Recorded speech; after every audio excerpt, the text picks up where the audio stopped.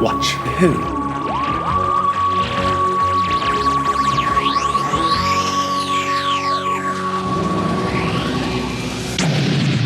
Hello, and welcome to To Watch Who, a Doctor Who podcast. I'm Mark. And I'm Sarah.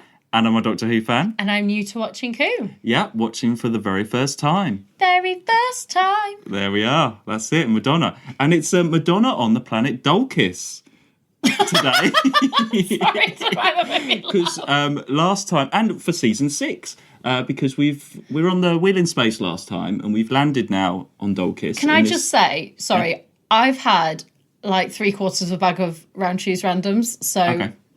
My sugar might just like shoot out and I get really hyper in this. So I've just remembered. Carry on. Yeah. We're on Dulcis. We're on Dulcis, yeah. Yeah, of course. We're in the city area, and there's some nice tables. There's a nice ornament on the table there. Sure. Very nice. We have a guest this week who should be arriving very shortly in the travel capsule. So I think it's pulling up now. Over there? Yeah, Can you see? yeah. So I see. Here he is. Well, here he is. Welcome, David. How was your journey? It was painful. The customs was pretty hard. But whilst I'm here, I've actually got us all a little present each. I've got us all curtains. I thought we might wear them. For each curtain that was bought, you get a free polystyrene rock. So I'll just hand those over to you. Oh, thank you. Thanks. I love a rock. I need them back by the end, though. Just they're on loan. They're on loan. Okay. That curtain suits you, Sarah. Oh, why, thank you. Love a curtain. We'll get to them. We will get to them. There's a lot to talk about curtains. No! Right. Okay, well, now we've sat down in our curtains. Let's... on our rocks. On our rocks. Our rocks and our curtains. Welcome back, David. So last time you were here and we talked about the Web Planet. Yes. The infamous Web Planet. Yeah, that was a tricky story. And you're back for another fan... Miss Favourite, maybe? I don't know, I'm but can guessing. I just say, you chose this story in particular? I think we chose this story. Okay, all right. I didn't. I didn't. Okay. You're not on... It's not another easy one. I had no idea what I was being let in for by myself because I BritBoxed this. Right, yeah. Yeah, I didn't tell you anything about it. You just knew that it was called The Dominators. I was expecting more lycra. It was more shredded paper, wasn't it? Less lycra, more shredded paper. Yeah. So, The Dominators, can I just ask you, David, what is your history with this story? When did you first see it? Do you remember when you first saw it? Or weirdly, actually, the first time I came across The Dominators was, and this is actually very well timed because I was going to bring this up a bit later on. So in 1997, this is related, don't worry. The BBC brought out a Doctor Who game, a PC game that you could buy called Destiny of the Doctors. And what it was, trying to explain the game as quickly as I can. So all the Doctors got captured and you played as this character and you had to basically go and save all the Doctors. So you had to pick a Doctor and then you would be in that Doctor's TARDIS and you do tasks and stuff. Sarah looks incredibly bored, but I'm trying to go as quick as I can. And there were monsters in the TARDIS. So you'd walk through all the corridors and there might be a Dalek or a Cyberman or a Yeti or whatever. And so they'd have all the iconic monsters. And then they'd have a Quark. So for some reason, maybe they were just easy to animate, I don't know. But the BBC decided to put Quarks in this game. So you would go down a little corridor and there'd be a Quark coming towards you. And you just had to basically free all the Doctors from this prison. I remember it well. I think I got it for my 12th or 13th birthday. I got that CD-ROM. But I got it, and then it didn't work on, like, the family PC that we had. It didn't, like, it wasn't, like, didn't have, like, I don't know, Flash or something. So I had to take it back because we didn't think it was working. Then I got it again. And it took a couple of months before I could actually play it. But it was the most difficult computer game ever to play. It's like... horrendous. I've had heart attacks just playing some of these games. It's impossible. It's the impossible. You think a Doctor Who, like, computer game, that's cool, isn't it, for the kids? No, not at all. Is it just a big fail? Do you know what? It's actually quite a good game, but it's because you have to go through each Doctor, and there's like 3 tasks each Doctor, and then there's one big one, and you have to basically... I've had sleepless nights over it. I've never been able to save... I was never able to save William Hartnell. Let's just put it like that. It doesn't make sense. Like, you're wandering around the TARDIS, and what's the one where you have to get a bunch of flowers and throw it at something or other? Well, you were playing that. I was playing Sabrina the Teenage Witch. So there we are. Actually, I'd rather have played that, I think. Oh, no. I'm sure I've talked about this with you. Have I not said this? I think maybe you did say. Where Sailor, like literally, it was the same scene every time. Hocus Pocus and all that. Hocus Pocus and all that. Salem is the coolest cat. Salem is that's not right. Literally that scene. Okay, this is it. And then it would start the scene. That, pretty much every time it went to a new screen, would be like a scene. And I'd be like, okay, well, you were doing that. We had the master saying... We were running away from Quarks in the TARDIS. Yeah. The destiny of the Doctor is in your hands. I think I was like trying to put a love potion together for Harvey. So. We were trying to save Patrick Troughton whilst you were just... Yeah. But it was that was when I first were aware of who they were, the Quarks. And now looking back on it, you think, why? It's weird, yeah, because I knew what they were, and I didn't see the Dominate. I never had the video for this. I first saw it when it came out on DVD, so it was like one of the last stories that I sort of saw new for the first time. I always saw the video up in our price, even when it was like $4.99. I still didn't go for it, so I must have known. It was never one that I really wanted to see. It was just the same here. Really, it was just one that when you've got so many to choose from, there are some that you go, I don't really want to watch that one. And the Dominators for me was always one that I'd just go, I'll watch that another time. I'll put, Fury. Well, not Fury from the Deep because it doesn't survive, but you know what I mean. I put something else. Hang on, have you got Fury from the Deep? Am I going to get angry? Yeah. I just better hide it under my sofa quickly. Exclusive. Words of Cine Black, surprise, surprise. So this isn't a fan favourite. As you know, you get the stories that are like Tomb of the Cybermen is always in everyone's top 10 and stuff. Yeah. This one is known. To the point of, I wish I had glasses to do a geeky moment here, but in 2013 it was voted the 5th worst Doctor Who story of all time. Really? There are 2 others in this season that were also voted the worst story of all time, but we won't go into that now. Oh, that's interesting. Yeah, I didn't know it was that low. I knew it was quite, down there. But, yeah. I mean, the Web Planet even is way higher than that, isn't it, in fan opinion? So, and it's 5 episodes as well. So, yeah, I started watching. I can't remember if I told you this. I started watching it, watched a few episodes, stopped. And then when I went to carry on, I was like, I don't remember if I actually watched that much of the 3rd episode. I better go back and watch it just in case. Hadn't watched the 3rd episode. I was actually still on the 2nd episode and I hadn't been watching it that well.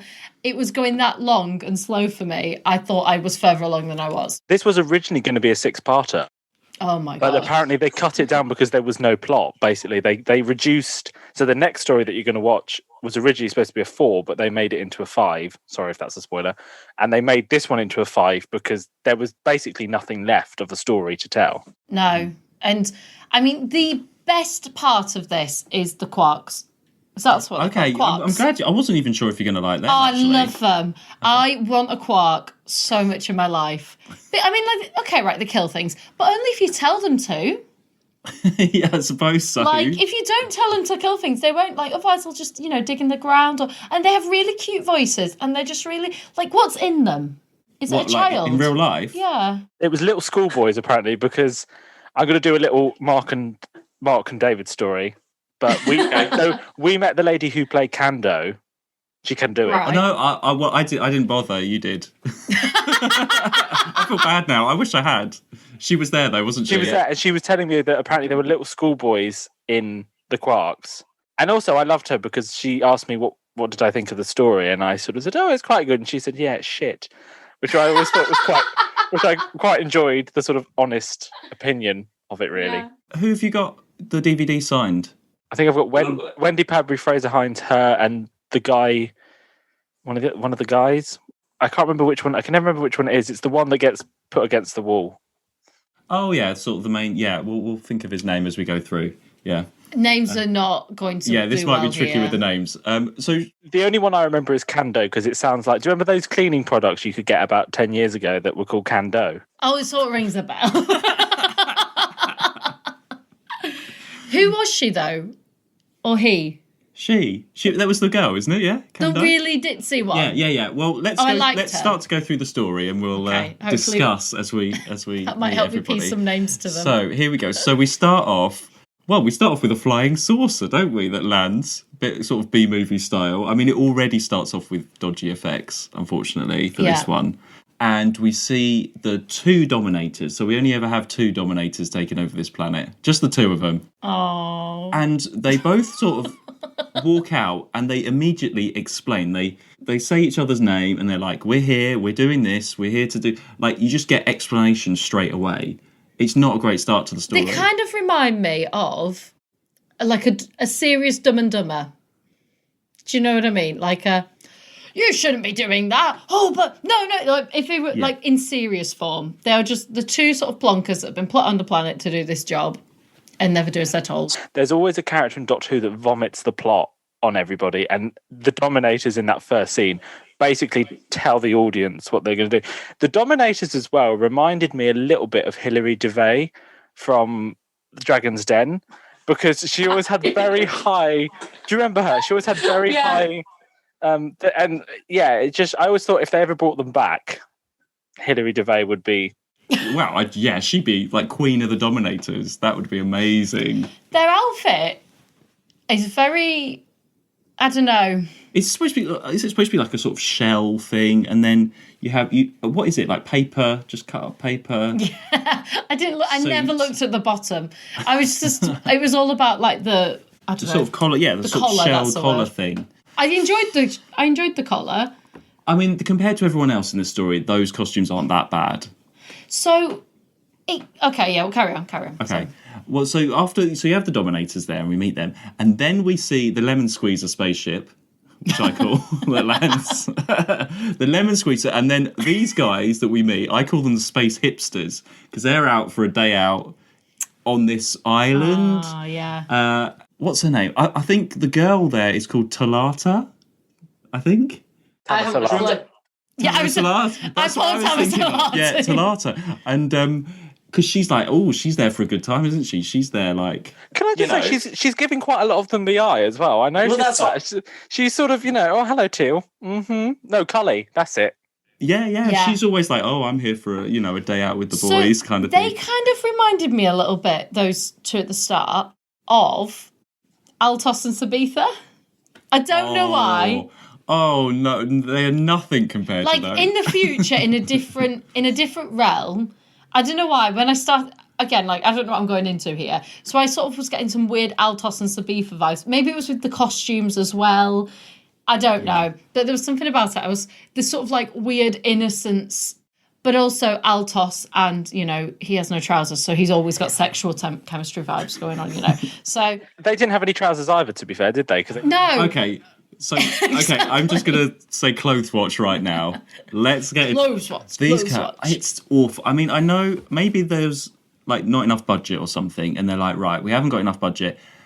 Here's some material.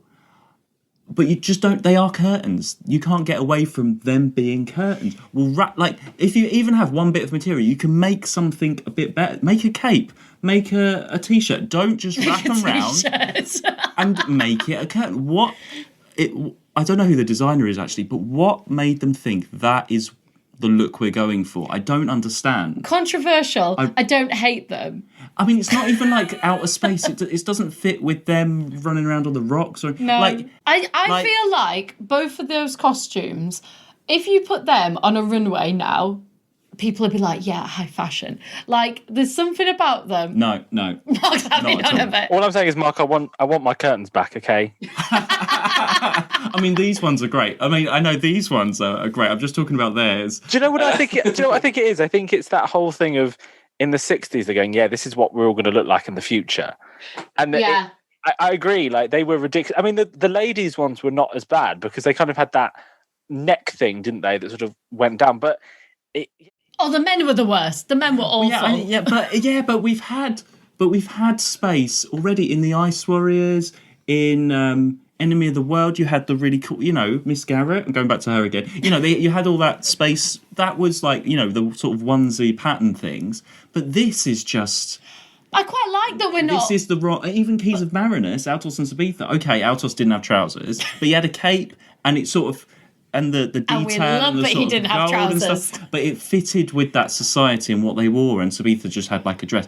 He didn't fits have with theirs. Yeah, their but whole he didn't have just society, everyone wearing curtains. Mark, okay. Their whole society is like, we're no war, we're peace, we're cool, we're calm.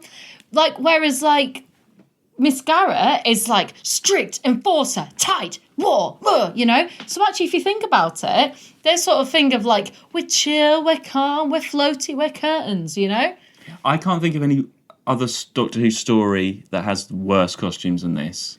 Wow, that's a big statement. That is a statement. Can you think of any? I'm going to have to have a think, but they're definitely up there. I mean, I just feel... I think I've said this before on the Web Planet one, but I just feel sorry for the poor actors. Here's your costume. Exactly. How can you even do that job wearing those things? And you can see the zip up the back. I think it's just a thing of it trying to be futuristic, and I agree. Probably at the time they probably did look interesting, but we look back on it now and go, oh yeah, that's just some curtains that they've just cut probably from the BBC some curtains and gone, here we are. It's the bunching up of the curtain. It's like on a curtain rail. That's what it is. I mean, but all they had to do was put some. Mark is not a fan of a ruffle. I see. Do something like I don't know. It's just. It's like a towel with a ruffle. Like it's like wearing. If I stuck a towel around you, but it's ruffled, because it's a curtain. That's what it is. My favourite quote from the whole story was, I was watching this with my mum, who's a big Patrick Troughton fan, and when the Dominators first appeared, she said they look like a cross between an armadillo and a turtle. No, it's true. It's the shells. And the actors, it's the hair, because they've got the 60s, like, So with haircut. the Dominators, did they dye the hair, because they look quite dark, both of them? Did they make them... What? Do you know what I mean? Do you think maybe they just cast people that had dark hair, Mark? Well, no, I'm saying, did they cast... Did they cast two people that had dark hair, or did they make one of them have dark hair? That's what I'm trying to say. Well, they just have dark hair, yes. Okay, fine. Okay, let's just... I enjoy that classic thing as well, as they can't turn their necks. So if they have to turn around, they have to move their whole body because of the way that it was... They just look a bit silly, I think. Oh, it's fun. Well, the lemon squeezer crashes, and it's Cully that is driving it. Yeah, it's his little expedition tour, and you hear the Quarks, but you don't see them. It's sort of their point of view for a bit. So there's a bit of an intrigue there for a while, and then half the hipsters get killed, don't they, by the Quarks? And what's the name? The what? Sorry. You Quarks? said the Quarks. Quarks. Quarks. Hang on, it's Quarks, yeah, not Quarks. It's Quarks. Quarks. Even I've got I can't that, say Mark. Quarks. Why can't I say Quarks? You're saying it. Quarks. Yeah. So Taramul English. Salata gets killed by the Quark. What do you think of that effect with her face? It's like, and then it's like a photo sort of burnt out, isn't it? Do you remember that? No. It doesn't quite make any sense, because that happens to her, but then in subsequent episodes when people get shot, they just have a bit of smoke coming out of their back. Like, I was thinking this, like I was that bored. I was thinking about the inconsistency of the Quarks shooting things, but it can shoot a spaceship and it blow up, and it shoots those people and they have their faces burnt off, but then when that old guy gets killed at the end of, I think it's the 4th episode, he just kind of walks. He does a bit of walks basically, doesn't he, to the other side of the set, and then sort of collapses. I loved that later one with the smoke. I love that. I'm just going to put that out there now. I was like, ooh. I must say as well, I really enjoyed the first episode, and I said this about the Web Planet as well. I really enjoyed the first episode. I think it did quite a good job of setting it up. Yeah, it does. As it goes on, it definitely gets worse. Yeah, it is a nice setup, because you have a bit, like I say, the mystery. You don't actually see the Quarks straight away. I'm really self-conscious about saying Quarks now. It's all right. Mark, you say you be you, and then we'll just pick on you whenever you say it wrong. It's fine. But yeah, you don't see them, and you're like, what is this? What has burnt her face off and stuff? There is a bit of excitement there to begin with. Yeah. And then the TARDIS lands, and Zoe, Jamie, and the Doctor arrive. Yeah. So, new companion Zoe. So, okay. Doctor here is like on some really... I don't know, I can't explain it. He's like on some really weird high. I don't know whether it's just because maybe they've had a holiday. He's just really giddy. Same at the end, like, I found him really weirdly giddy, annoying. Yes, it's an island on Dulcis, a perfectly splendid planet. I've had that one before. I don't know, he's just always a bit like that, isn't he? He's always a bit sort of childish and excitable. He's been more like proactive to the situation, but he's almost like he was like some weird sort of like, even like, right, okay, I've skipped, but right at the end when they're like, no, the only place that there's going to be any activity is on the planet, and they're like, but we're on the planet. Oh yes, let's go. I was like, oh come on, like I just found him really like, okay, yeah, a bit more sort of comedy moments. Yeah, there is another moment, isn't there, where they're like, oh, there's going to be a quark, and he's like, oh yeah. Anyway. Do you think it's because it's Zoe's first story as an assistant that he's being a bit more kind of showy offy? I don't know. I wondered that, and actually I expected more. But he's off with Jamie most of the time. Zoe's left on her own for most of this. And that's what surprised me, because I thought the same. I was like, okay, it's supposed because he says like, how are you finding it, Zoe? And he's classic all that. And then I expected more with Zoe. She's a game old girl, isn't she? She's up for anything, Zoe. There's so many times where they go, do you want to come with us? Yeah, all right, I will then. No questions asked. It's kind of like, you're on this planet, you never meet these people. Do you want to just come with Cully and go to the Citadel? Yeah, all right then. Do you want to get she's loving it. Do you want to get changed into those clothes that are actually quite nice, into our own costumes? Yeah, all right then. Why not? Knock yourself out, girl. Yeah, well, it's her first story. She's excited about going somewhere else, I think. Yeah. Is she excited? I don't think she does excitement. Well, no, I think she is. She's excited and she wants to learn where they are. I do like her. I should point out, I'm not dissing it. I do like her. Yeah. I think I wanted her a bit more with the Doctor. I think that's what I wanted, like, to work out their relationship. Well, at the beginning they are. So they find this sort of rubble house, that I call it. Yeah. And they sort of this war museum. Not a space museum, war museum. Yeah. So that's when the Doctor takes her hands, like, oh, come on, Zoe, let's investigate. And it's sort of like there's been like radiation or something, and then they see those dummies, or they see those people. Oh, yeah. And they're like, oh, it's only dummies. But they are played by real people, aren't they, in this? Yeah, no, I think they're people dressed up. Oh. And it's like, you could have just got a dummy. Like, why did you employ two actors to be dummies? It's really hot. Have you seen them at any signings? No, we haven't. I have not met the dummies from the Dominators. We'll have to. If you can meet the daughter of Rex Tucker, you can meet anybody. Oh, I know you. You were that one that was at that table in the Dominators. You were the left one, weren't you? No, the right. Ah, yes. I wonder if any of the Quarks have done conventions. That would be interesting. If any of them are interested about.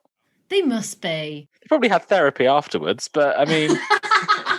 I know I'm jumping the gun a little bit here, but it's quite interesting because I was reading a few little bits and bobs about the Dominators. Sorry, I've got a little Quark just next to me and I'm playing with him because he's quite cute. Oh, yeah.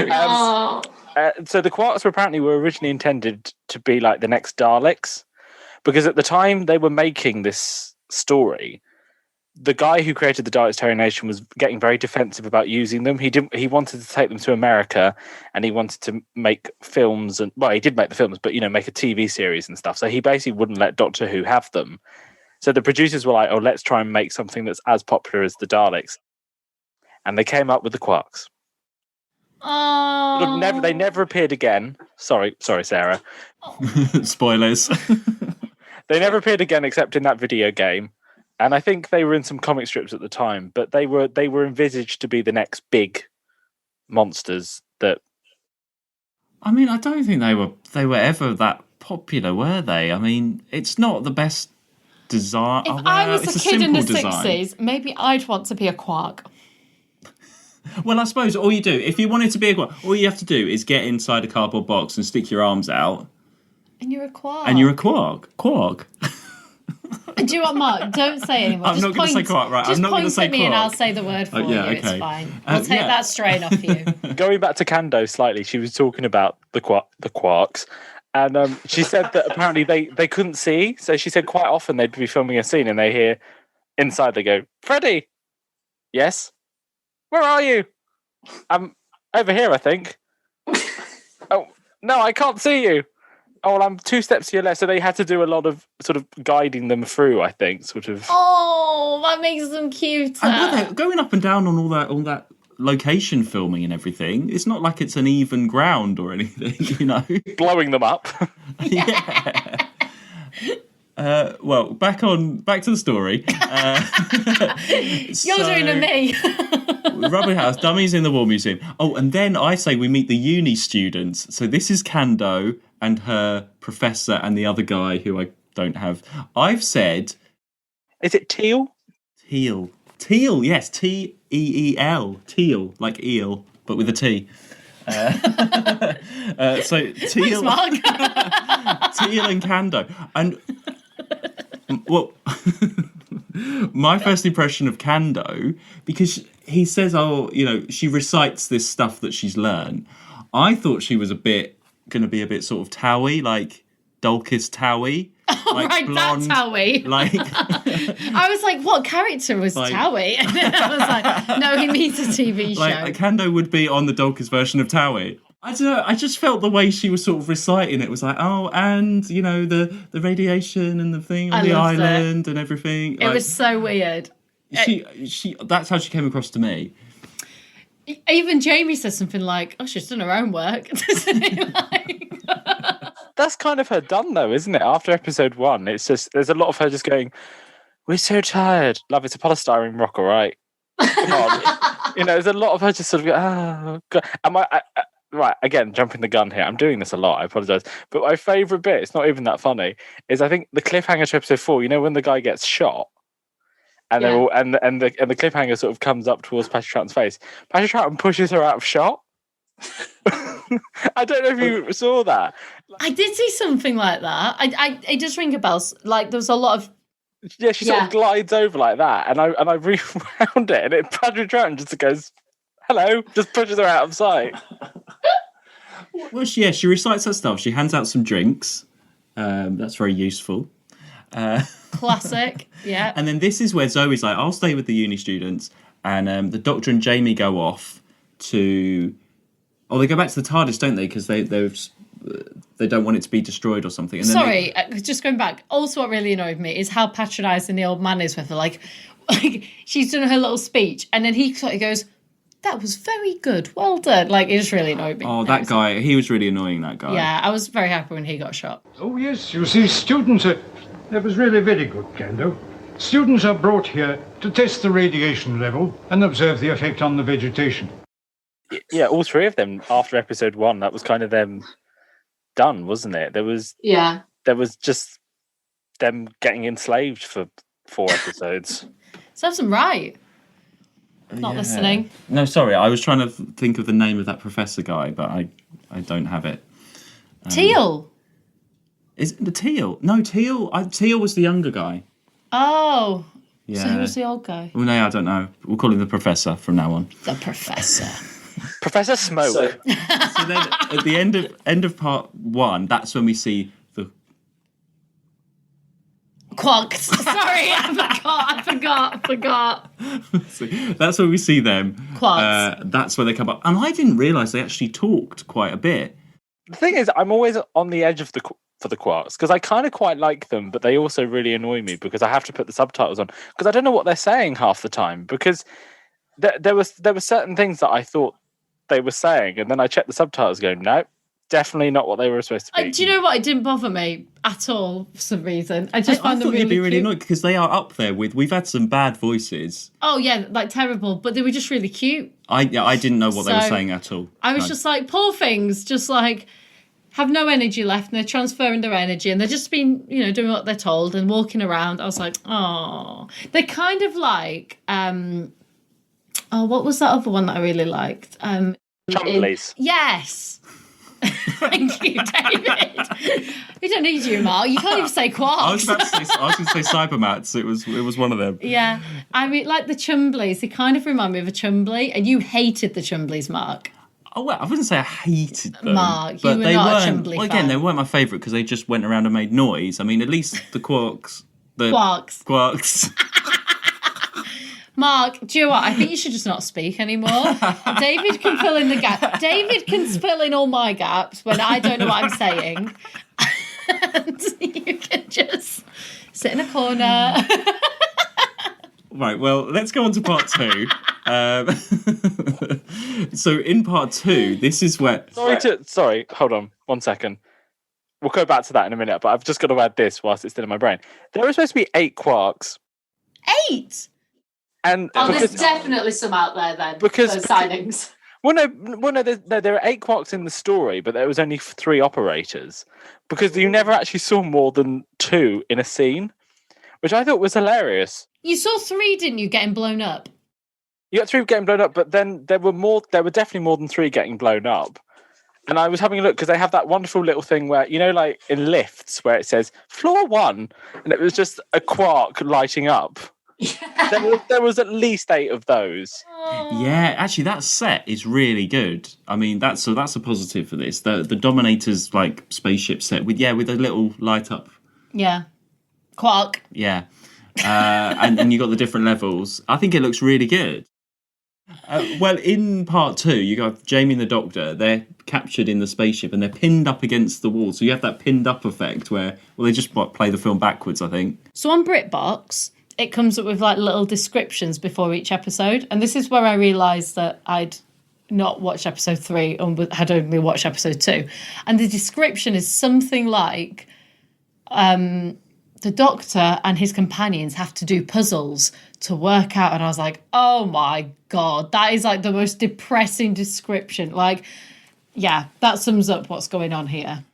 It's the Celestial Toy Maker. Exactly. Literally, I was like, oh, yes, that was what was going on. That's exactly where I was. So this is where the sort of padding starts to come in, yeah, because you have, I was going to say that effect. So you got Jamie against the wall and then... What happened? Then suddenly he's lying on the table, and the camera sort of tilts. And is it supposed to sort of show that he's like Maybe. Dragged onto the table with like a force field? Or maybe I didn't take much notice of that. The parts I remember of this were them saying about his brain was limited, but he'd retained a lot of knowledge recently or something. Like, in other words, like he's learnt a lot recently, but otherwise his brain's quite small. They were pretending to be stupid, weren't they? So that they could be let out of the... Mm. And even, like, all that, it really annoyed me when he was like, oh no! The Doctor's like, oh no! Like, panicking, doing stuff. It all really annoyed me. See, that's just because I actually thought Patrick Troughton was the best thing in this.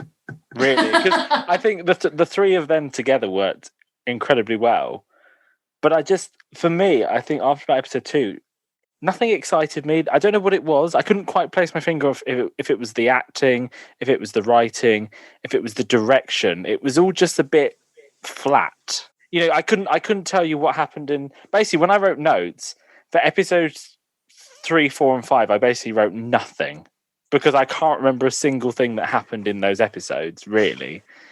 Because they were just talking. There was just a lot of sort of walking around and lots of quarks getting blown up and...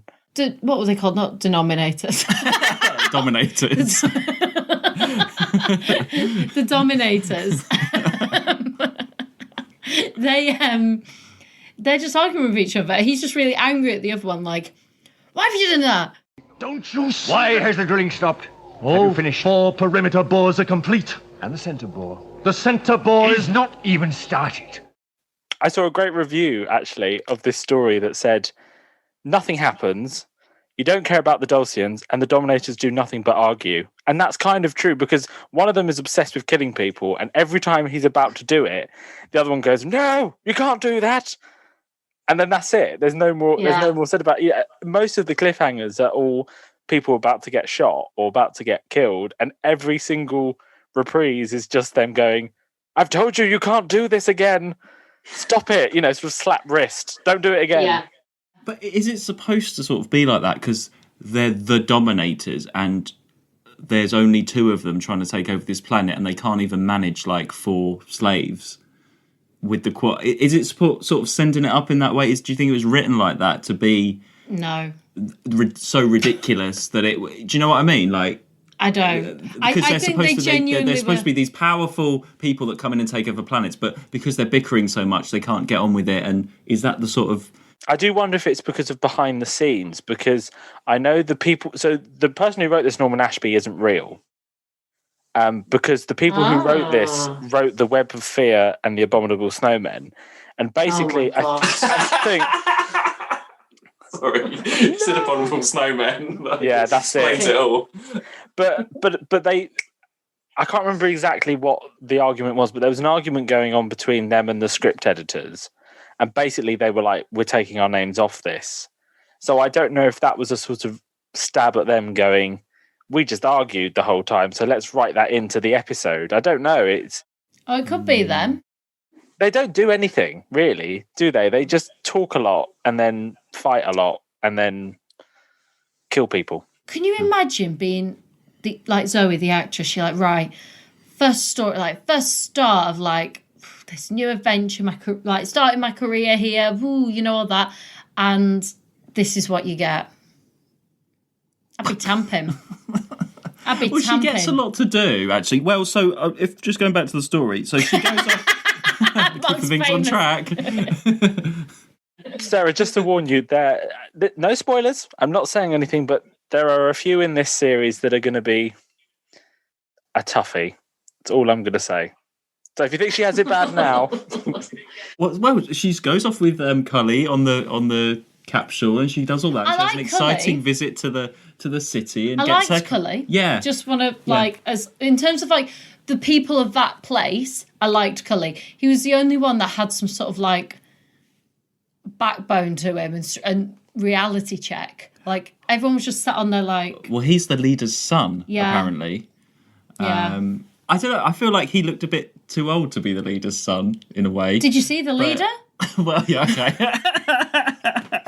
He was the only one that was rounded in terms of a character. Yeah. He was the only one that you kind of cared about because, like I said, in episode 1, Kando, Till, and Professor Smoke, they just come in and they just do their babble and then that's it. That's them done. Whereas Cully is kind of the only one who's there with Jamie and Zoe and the Doctor, and then when they go to the planet, you've got his father, who I thought was hilarious, but. Yeah, I just thought he was really funny because he was just sat in the chair. It was just like an old guy who just maybe just... They were just like, yo. Yeah.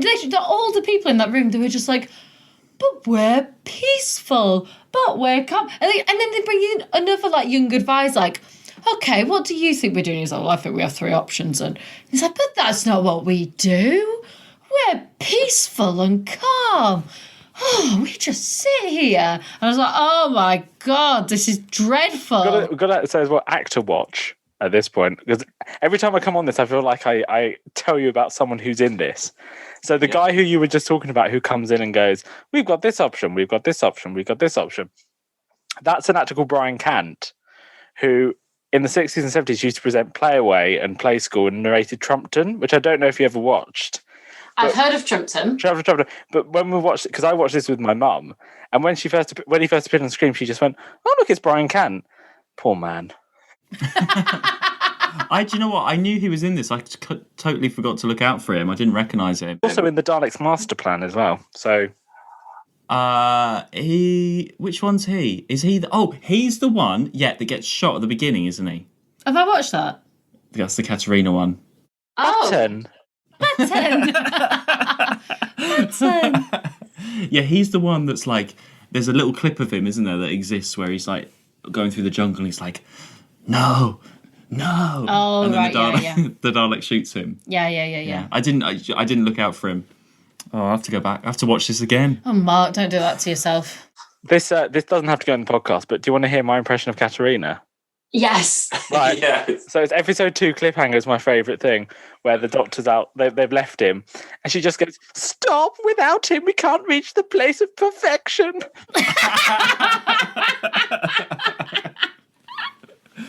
Oh, Katerina. And when it was Mark's birthday, what did I get you for your birthday? Yeah. A Katerina card. Made by Edith Cards.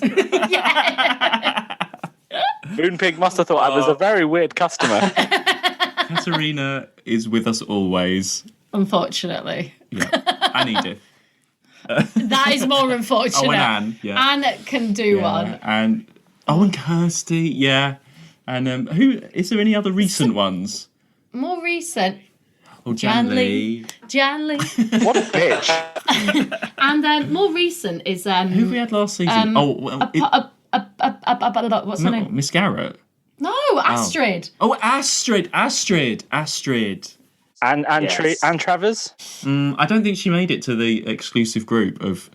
She nearly did. Almost. She almost.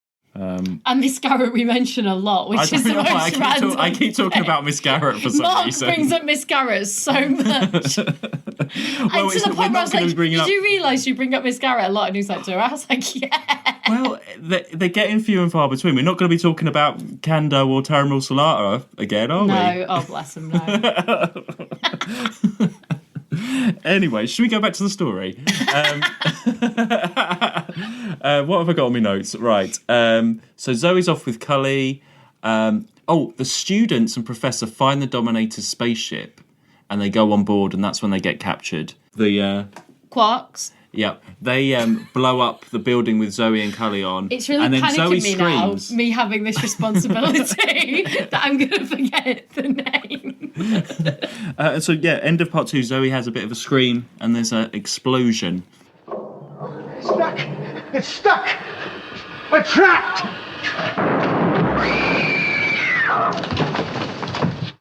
I didn't even notice Zoe scream. I mean, I just noted because I've noticed it because it's like her first, companion scream. She doesn't really scream that much from what I remember. Well, you remember the next story? Oh, okay. Apart from that, yeah. The bum. There we are. That's an intriguing word for you. So, that's completely thrown me. Right. Well, you see, this is, so part 3 onwards, this is where it starts. Even my notes start to get a bit more, like, we've seen it all already by the end of part 2. Mark, I'm not going to lie, you're on your own here, love. I don't remember anything. Well, then the Doctor and Jamie end up at the city and talk to the Elsians, but then they've just had the sort of same conversation that Zoe and Cully just had. Coming back to the costumes really quick, do you know what they slightly reminded me of? The Ark.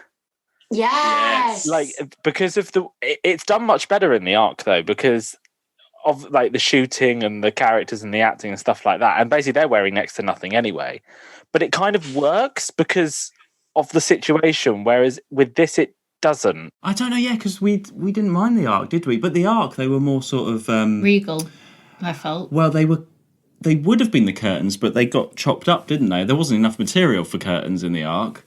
I don't know why I'm doing this. Mark's stroking his nipples for listeners, just so you know. Because they weren't wearing very much. Don't do that. Don't do that. It will crease your curtain. Thank you very much.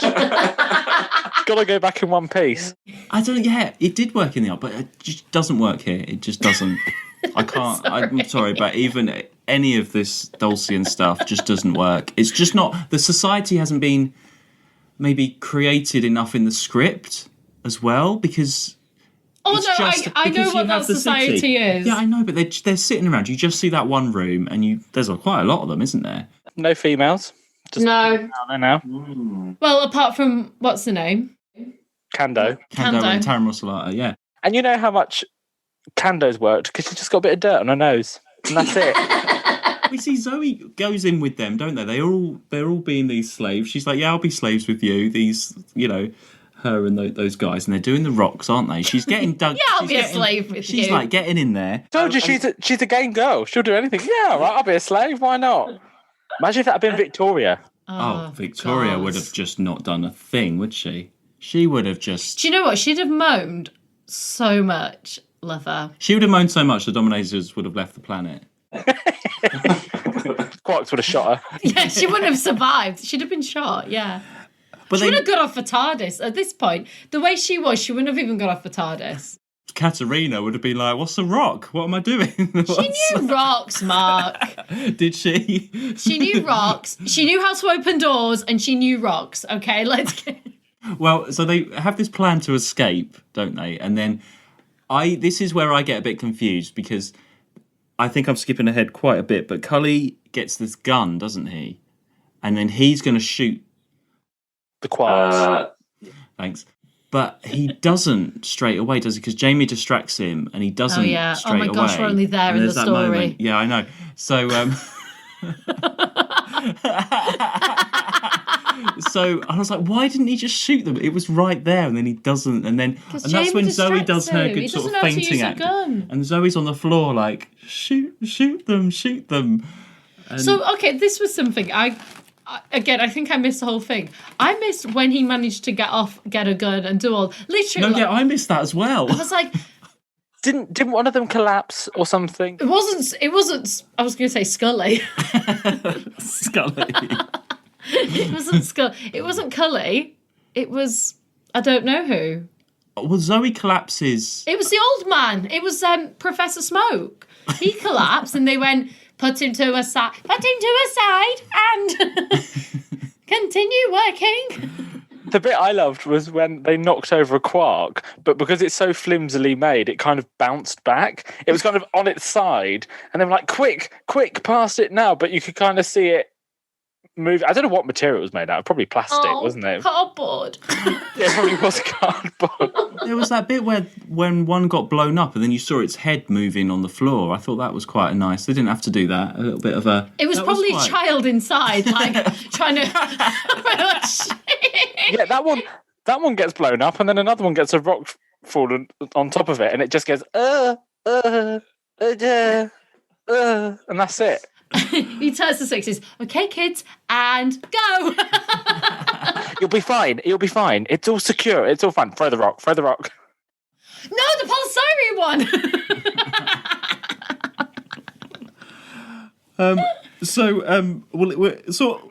I'm trying. Look, we're not gonna go through all of this story, are we? No. So I'm sort of on part 4. I'll just go through the notes I have, and then we'll just have a general chat because about the Dominators. We'll get through this, everyone. Let's stay on track. Here we go. This is just so people are aware. This is what it's like being with Mark when it's a really bad episode and you just want to stop. And Mark's like, no, one more. No, but I just need a break. He's like, no, we've got to carry on. You've got to keep watching it, Sarah. So this is what it's like. Everyone can feel my pain. How did the guy feel? I joined in on the Dominators. I thought it was a good idea at the time. Well, the Dominators, so I've got them starting arguing between each other. We've done that. I've got Cully and Jamie going underground. They find that bunker. Yeah. There you go. A new set, towards the end. Something different. I've got Jamie, throws rocks at the Quark. Quark. Oh, here's the thing I noticed. No music. No. That I think would have changed. There isn't any music. There's no music, is there? I didn't even notice that, actually. No, you're right, Mark. There's no, dramatic, duh, or, that we sometimes have. And the bad stories are the ones that don't have music. That's always the case. That could be a rule, actually, yeah. I can't think of... What was the other one that didn't have any music? Oh, the Smugglers. Oh, yes. So my planet didn't have music. I was going to say the Smugglers as well didn't have any music. Smugglers didn't have music. Yeah. Is that a rule, then? Did Thingy have it? What was it? Highlanders. Highlanders had bagpipes. Okay. The gunfighters had Linda Barron singing. What about oh gosh, what was it last season? And I really didn't enjoy it. Snowmen. That one. Did that have music? I think it had a little bit, not. Well, it had a lot of chanting. It didn't have that. Oh. No, that was the Ice Warriors. That was a good impression of the Ice Warriors there. Miss Garrett would love that. And she's here tonight. Hello. What?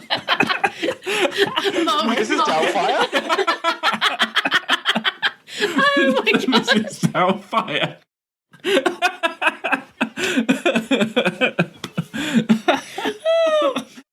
Could you imagine Mrs. Doubtfire and the Ice Warriors? That is, where did that come from? That's not Miss Garrett. Finish this episode. Oh god. Oh. Right. I can't remember what she sounded like. She does not sound like that. Well, let's just get on to part 5 then. this is where we actually find out what is going on. So it's to do with this volcano, and they're drilling a hole somewhere. Yeah. Like, nobody cares by this point. I don't think any of us were paying attention to that. Well, it came in too late, didn't it, really? Yeah. I mean, that's episode 5. That could have come in at least episode 3. Yeah. It was because the ground was thin. That was like, that was their thing. Yeah, it was thin ground on one side of the planet or something. Yeah. But the whole time they keep referring, they're on an island, apparently. I don't know why it needs to be an island. Islands in the street. That is what we are. Quarks in the bunker.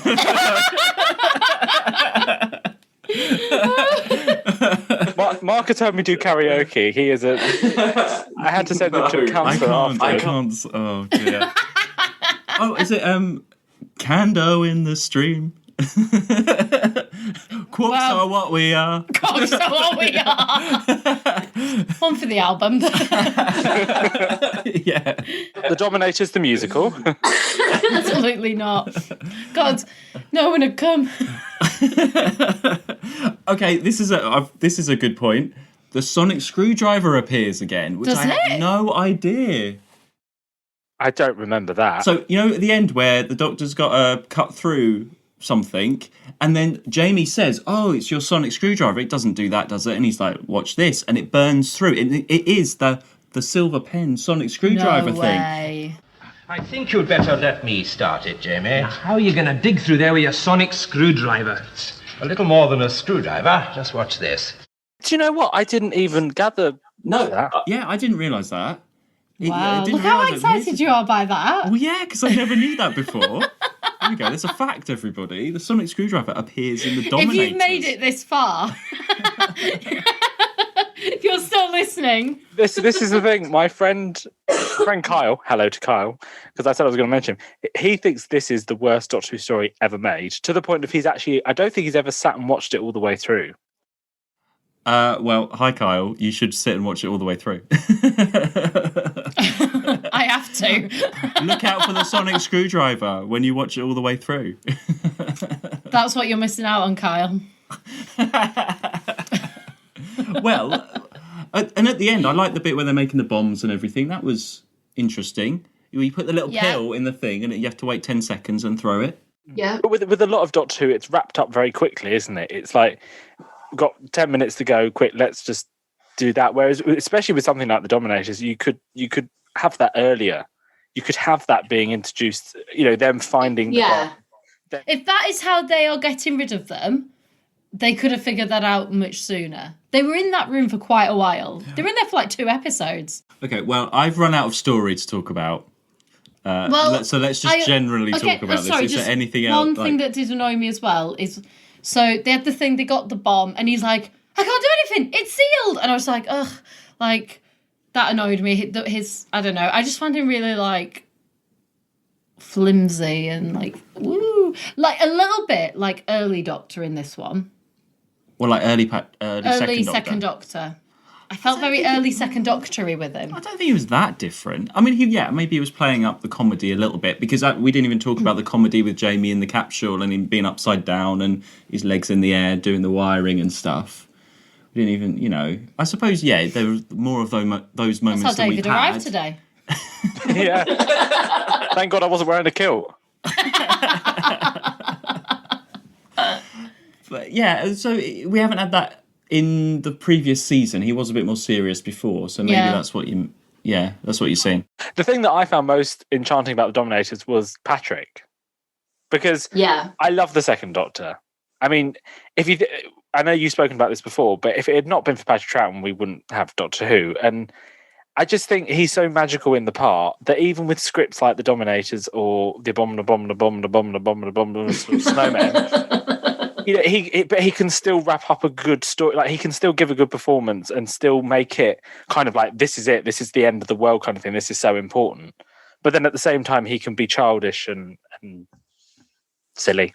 Yeah, and I like that. I like serious Doctor as well, and I really like him. I mean, he did win like a Oscar, so because he earned it, and the first Doctor to win a Oscar, because he didn't. No, he's the first Doctor to win a Oscar. Hang on, say that again. No, I thought you meant the first Doctor. No. Didn't. And he's the first Doctor to win an Oscar. Right. So, you know, because he's brilliant, he is great. And I like serious Doctors, and he was so good in season 5. I just feel maybe he's had a break and he's come back and he's got energy. And so he's just sort of like, with that energy, he's got a little bit more like silly in there. I don't know, but maybe it's the script as well. The script doesn't really give him anything to really get into. So what have you got to do? I do think that it's a shame as well, and I know I really shouldn't say this, but it's a shame that something like this exists, and then there are things like Fury from the Deep that doesn't. Don't get me wrong, like the Dominators, it's fine. As a story, it's fine, but it's just a shame that something like this exists and we don't have like his first story. Or like I agree. Fury from the Deep is one. Fury from the Deep is one that if I had to choose which story came back, it would be that. It's funny, when I was watching this, I was watching it and thought, gosh, this whole thing exists. Like, what are the chances of that? I did feel that. But what if you had to sit through this and it was all telesnaps for 5 episodes? Surely that would be worse. I don't know. Do you think, though, that if this story had been missing, it might be regarded a better one? Because the thing is, it's all in your mind on audio and... Well, no, yeah, but sitting watching all those telesnaps would just be more hard work, wouldn't it? Do you know what? Actually, I wouldn't mind this being telesnaps. I'll tell you why. You would if it did. No, I'll tell you why. You've got to sit through 5 episodes. No, because if I think the ones that annoy me with telesnaps are the ones where there's loads of fighting and gunshots for ages, and so I'm just watching like noise with nothing. They're the ones that annoy me because I'm like it's just really annoying. This, because nothing happens, like it's all really like quite gentle. The whole story is pretty gentle. Yes, it would annoy me, but this story annoyed me anyway. So it doesn't make any difference for me. What about, though, do you know what it would benefit from? If this was cut down a bit and animated, that would be cool. No, you both just looked at me like, what are you talking about? Just cut down. I just think cut a couple of episodes, maybe cut an episode out. I think it would be cool animated. I wouldn't have, if this didn't get found. Yeah, 4 episodes. Although I'm happy it's found because for people like Mark. I suppose, if it was missing, you could imagine the Quark being animated. Sorry. And you could get these different angles and it's sort of like a bit anime and the spaceships would look cool. After watching Fury from the Deep and how good the animation was, I'm like, yes, I agree. I think like this animated, I think would just give it another level. I think the costumes would probably look better, for example, because just little things like that, it would just tighten things up a little bit. What else can we say about this story? Well, actually, no, let's just go to the end a minute because it finishes. I want to know what you think, Sarah, because there's a volcanic eruption. Oh, yeah, the really shit weird ending. And they're like, quick, let's get back into the TARDIS. Yeah. So I just remember my Mrs. Doubtfire impression. Maybe Mrs. Doubtfire should just pop into every episode. Can you imagine if we animate it? Can she just be in the background cleaning or something? With a hoover. So it's a quick ending again, like we've had before. And what happened? When do we see the Dulcians? We don't really see them, do we? They just go back and see you later, and it's a classic ending. It's like an Astrid from Enemy of the World. It's just that's them. They're all right. They're fine. It's no goodbye scenes or anything. Just on to the next adventure. Yeah, exactly. Yeah, we've got to get in the TARDIS because volcano's about to erupt. Yeah, we're on a planet. Whoa, or on an island. It's only going to erupt on the island, but we're on the island. Oh yeah. Ooh. So yeah. You know. Well, yeah. I mean, we haven't had I'm not saying this is bad. There are good points, but there's bad points like the curtains and the story. Good points for me are 100% the Quarks. Yeah. I love them. Like, I just want a Quark. See, that's really interesting because I didn't think you'd like them. For me. That's really. That's why I've been so shocked this whole podcast because. But they'd only harm you if you say kill. They're kind of like Daddy Longlegs. Right? Right. Like, okay. what the fuck? Daddy Longlegs are poisonous, aren't they? But Are they? Yeah. I'm sure it's Daddy Longlegs. There's What? something. Are they? There's something like, I'm sure it's Daddy Longlegs. Now I'm questioning myself. They have poison in them, but they don't have teeth, so they can't actually kill you. Is it a scorpion? No. I'm gonna Google this now. I swear it's Daddy Longlegs. I've never heard of that. Daddy There's something that's poisonous that can't. Isn't that just a bee? No. Oh my gosh, hang on, my phone's just gonna. Please send a postcard. Look, even as I'm typing it, it's coming up. Please Daddy Longlegs. to Dulcus. Here we go. Daddy Longlegs are one of the most poisonous spiders, but their fangs are too short to bite humans. Okay, I did not know that. So they're kind of like Daddy Longlegs. Do you know what I mean? Like they're deadly, but only if you say like kill. Only by their owners. Instructions. Or in a Quarks case, or in a Daddy Longlegs case, it hasn't got long enough teeth. Do you know what? If Vicky was around in this story, she'd have one as a pet, wouldn't she? She so would. She'd be like, "Doctor, can we just reprogram the quark and take it with us?" And he'd be like, oh, "Okay." And then there'd be like a pet quark on the TARDIS. They'd have Zombo the Zarbi. And it'd be like, and a Chumbly. Drinks for everyone. Drinks. I don't think Quarks can carry drinks. He'd make it. It'd be great. Oh my gosh. One thing that was quite cool with the Quarks is how both sides of their arms could come out, couldn't they? They could kind of turn around and they could shoot one side, but then they can turn around and shoot the other. Yeah, they're great. They're lovely. I like they're just innocents in the world for me. So at the end of this, what do you think about Zoe so far? She's game. To quote David. She's still got that intelligence from the Wheel in Space. She's still the same character because she was very intelligent. When she was helping the Doctor make bombs, I was like, Victoria couldn't do that. Like, that's all I thought. So no, I like her. I like her. But like I say, I just wish there'd just been a little bit more Dr. Zoe time. Yeah, hopefully we'll have that. And she's less, because she was actually quite computer-like in the Wheel in Space. She's still got a little bit of that, but she's starting to relax into it. She's not scared of anything. She's still excited about exploring, and she's very comfortable with the Doctor and Jamie. She feels a little bit like a mixture of Vicky and Dodo. I knew you were going to say Dodo. I love Dodo. Yeah, I like Dodo as well. I think the good thing about Zoe as well is the Doctor can just leave her, because she can get on and do things. It's not like Victoria that would have to have a hand, hold hands around everywhere they go. He can kind of go, right, Zoe, you can do this. I'm going to go off and do that. And I'll see you back at some point. Well, also, most of the time, Jamie and Victoria were probably bunking somewhere, so... That's a new theory. That's my theory. Just suddenly appeared in the last few episodes. But if you compare it to actually Victoria's first proper story, Tomb of the Cybermen, where she wouldn't walk in the tomb without holding the Doctor's hand, like you said, and then here Zoe is like, she doesn't care. I'll be a slave. Yeah, I'll be a slave. I'll get changed. I'll stay with these people I've never met before. It's fine. The other thing to mention as well is that this is directed by the same man who directed Tomb of the Cybermen, which also surprised me because Tomb of the Cybermen is so well shot, and the atmosphere is so great, and you've got all the stuff with the Cybermen coming out the tombs and things like that, and then you get this, and it's just a bit. Meh. But you can't polish a turd. Like if the story's shit, and Tomb of the Cybermen has a great story.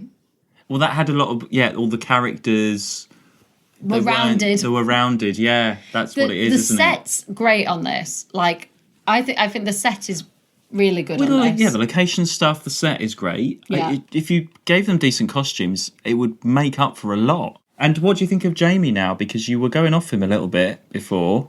Well, yeah, because he was busy doing. He wasn't doing. He gets. I don't know where that's come from, but he does quite a lot here, and he goes off on his own. Yeah, I'm happy. He's sort of action Jamie in this. Yeah, I'm happy. A bit more. I'm happy. Yeah, and he gets he's still got a bit of comedy with the Doctor as well. And he's got like his little cheeky sides there that have been gone for a while because he was, distracted with Victoria. So, even him saying we didn't have guns, but we could still fight the Redcoats. Like, that's him his involvement in this story. That's what he brings to it. That's good. That was nice. So, you're thinking Dr. Jamie and Zoe are a good team at the moment? Yeah, considering how bad this story was, yeah. Yeah, okay. They were the highlight. That was the three of them were the highlight. Yeah. Yeah, definitely. Yeah. Right.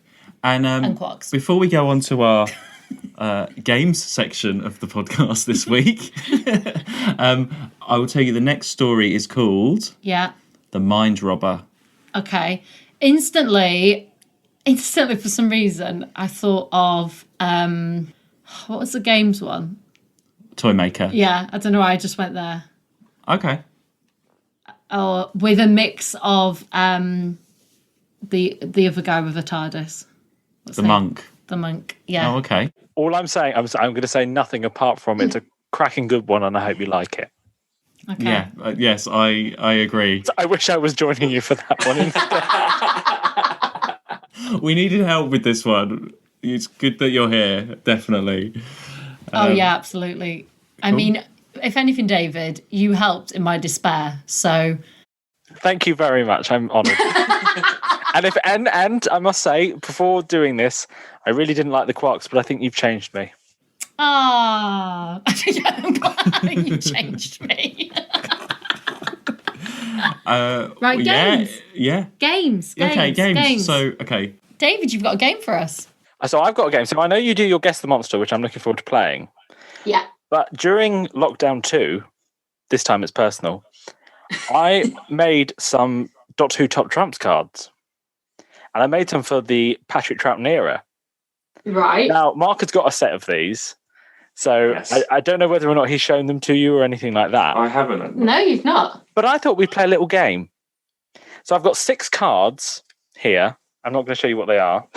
Okay. And you're going to have to guess what the fear factor is for these particular things. Now, these are Okay. all things that you have met in the Patrick Troughton era. Okay. Gosh. I would do more, but I think these are the more exciting ones. So are you ready? Yeah. Hang on, is it just Sarah guessing, or should I as well? Oh, you're going to have to help, Mark. You're going to have to help. I'll Because I help. can't remember names Sarah, and things. Okay. And so what's I'll it up advise. to? It's up to 9, isn't it? So this one is up to 100. Oh, up to 100. Oh, yeah, Top Trumps. Yeah, okay.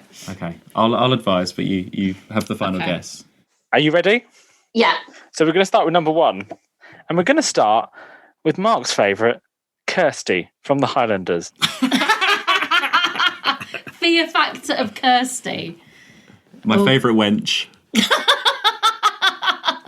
More than Anne?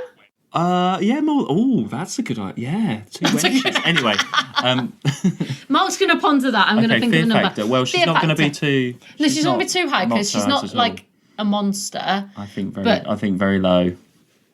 Okay. I'm going to go with 35. Oh, it's 10. Oh, I'm way out. Because, Jamie's quite scared of her. She is not scared. No, she is. She's scared of Polly. That's good. So that's good for me to have a sort of an idea of a scale, I guess. So we've got number 2. We've got the fish people. Do they have a higher fear factor than Kirsty or a lower one? Yes. I think they do. Fish people. Oh, yeah, because they're scaly. I'm going to go with 20. 30, but you were close. Oh. And there we are. People There they are. people can't see this, but if anybody wants a pack, do contact me because I'm available. Right. She's my favourite. It's Jan Lee. Jan Lee. She was a bitch. Oh yeah, she's a bit higher, isn't she? 65. Oh no, 25. Oh, why have I put her so high? But she's such a bitch. I know. But she's not scary though, is she? I guess. Okay, yeah. Number 4, we'll go for your favourites, the Quarks. Oh, 30. Correct. Hey. Yay! Okay. Number 5, we've got the Chameleons from the Faceless Ones. Do you remember? Well, they didn't have a face. Oh, yes. Yeah. Okay. 25. 55. Oh. We're down to the last one. Yeah. Mr. Oak and Mr. Quill from Fury from the Deep. Oh, that's got to be high. That's got to be like 60. 85. Ah! Yeah, they've got to be Yeah, high. yeah, they were going to be high. They are good. Yeah. They did, yeah. I mean, well. all right. Well, you got them. I got one. To be fair, you got them and you remembered most of what they were as well. So, you know, that's Do you know what? a I good love that test. you've got Oak and Quill as a double act because we did too. Yeah. They've got to be, haven't they? Oak and Quill are always a double act. It's like the two Ronnies. They've got to be. Yeah. Laurel and Hardy, So Oak and Quill. we have got Wallace and Gromit. Mark and Sarah. No? Okay. The Denominators and the Quarks. So now let's play Guess the Monster. We always ask our guest to guess. We've got 3 classic monsters here. Mark's picked them. Which I've picked them and Sarah will describe them. I've not seen them yet. So Sarah has no idea. I will give you one clue. I've not seen any of them. Okay, so that's one clue. Okay. All 3 of these you haven't seen. Yeah. This is like the first time I'm seeing them full stop. It's going to be a long night. No. Okay, this kind of looks like a slug, but with teeth and has eyes coming off its head, and its eyes don't seem to be coming together. Is it the thing from the Twin Dilemma? Oh, I don't know. No.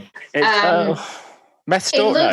It looks like it looks like a slug, but with a big mouth, with teeth and lipstick, maybe. And then it's got like. When I show you the picture, you'll see what I mean. And then the eyes are like separate to it, but they're like off its head. It's Third Doctor. Oh my god! It's not. It's not Alpha Cent. No, hold on. To be fair, I know what it is, and I wouldn't really get it from that description too much. Scaly? Maybe slug like was it? It's more scaly than slug. Silurians? No. If I read this, were massive meat-eating, swamp-dwelling monsters that the Third Doctor fought by setting fire to swamp gas. I don't. Okay, I'll do a clue. You'll get it straight away from this clue. The Drashigs. Yes. In this picture, It hasn't got lipstick. it kind of does look like it's got lipstick. I mean, it's going out on a date. Do you not think it's got like little red lips? Okay. Oh gosh, this one. It's like blue meteor face. Like it's got like I don't know, like a big meteor face. like it's almost like it's got no skin and its brain is like its entire face with like scales around the mouth and it's blue, and then it looks like it's got a metal body, and then it looks like it has really long nails, and it's the Seventh Doctor. Herbivore. Yeah. Yes. I would know that if it's Sylvester McCoy. I would know that. Oh God. Okay. This is black. It's got like, kind of looks like snake eyes, scaly. I can only see like a part of its face. Like its face is like, It's black and scaly. It's and not snake the Malice. eyes. yeah. Oh wow! Oh my god! How did you get that? I was running out of things How to say. did you get that? I could not think of things to say. Do you know the Malice? Absolutely. I know we're jumping the gun for a story, but that still freaks me out even now. Can I tell you a really quick story? Yeah. About the Malice. So when I was little, we went to Llangollen, which I think you've mentioned before, haven't you? Yes. Yeah. And one of the bits that you had to do was go past the Malice, and its eyes moved and smoke came out. And I remember crying, and I think I was only about 4 or 5 probably. Yeah. No.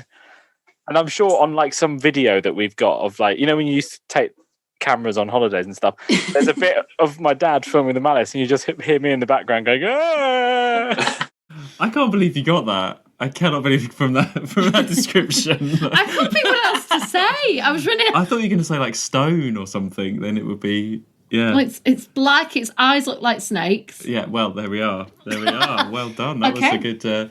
And then we've got a competition as well.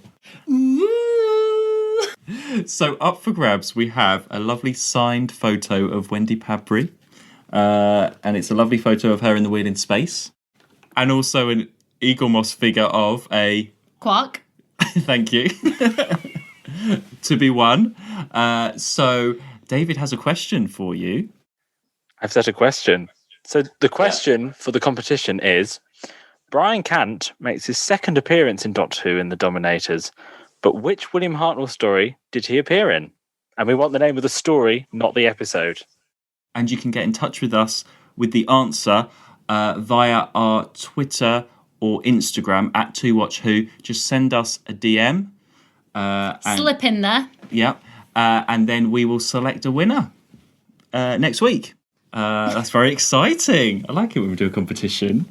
Mark loves the competition. Oh, and also, can I say, it's open to anyone in the world. Doesn't matter. It doesn't have to be UK. We are worldwide here. If anyone from Dolcus is listening, you're more than welcome. Yes. We will cover the postage. And we'll cover the postage and shout out to Axis77 in Australia. Who can vouch. Who eventually got a Doskers mug after about 2 months. Only got 2 in the end. So hi to him in Australia. So it's open to anybody in the world. There we are. And so thanks, David, for coming on and talking about this story. I know it probably wasn't easy. It was a lot of fun. Thank you very much. Thank you, David. And where can people find you? Okay. On the interwebs. Interwebs. So I'm on Twitter, and it's at Mrs. Remington Fan. And like I said, if anybody wants any of these top trumps, do just slide into a DM, as Sarah put it. I'm also on Instagram, and it's a little bit of chaos. And I hope you don't mind me promoting this, I've just done another podcast called A Hamster with a Blunt Penknife. So me and Joey, who I know has been on your podcast, did Terror of the Vervoids. So if you've got a bit of time to listen to that, because it was a lot of fun. Good. Yes. Yep. So if you don't mind, I just want my curtains back now. Oh, yes. Oh, yes. So we're going to get in our vessels. So here's our... Hang on, let me just do the zip. There we go. There's the curtains. Oh, mine's stuck. I do need it back, Sarah. Well, we'll sort that out. We'll sort that out in the vessel now. We'll sort out. You two get in the vessel and sort out your curtains. I'll stay here. Well, we will see you all next week for The Mind Robber. Yeah. And in the meantime, you can find us at 2WatchWho on Instagram and Twitter. And you can support us at buymeacoffee.com/2watchwho. I've learnt that now. Oh, well done. And we will see you next time. Bye. Bye. Bye. 2 Watch Who.